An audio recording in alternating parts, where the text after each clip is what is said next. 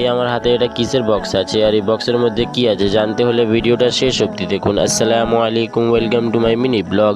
আজকে আমরা তাড়াতাড়ি ঘুম থেকে উঠে নিজের মুখ ফুক দিয়ে মামার সাইকেলটা নিয়ে নানির ঘরের দিকে রওনা নিলাম গাইজ। কেন আমার বাইকটা নিজের নানির ঘরে রেখে দিচ্ছি, কেন ওর পিছনের চাকা লিক হয়ে গেছে গাইজ।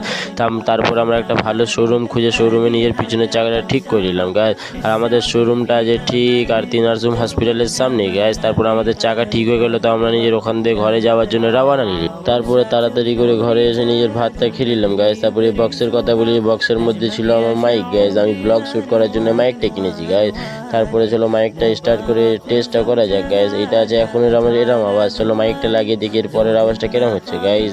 বলো এবার সাউন্ডটা কিরম লাগছে। এবার থেকে আমি ব্লগ এই মাইক থেকে শ্যুট করবো। আজকের মতো এতটাই। ভিডিওটা ভালো লেগে থাকলে ভিডিওতে একটা লাইক করো আর আমাদের চ্যানেলটাকে সাবস্ক্রাইব করো।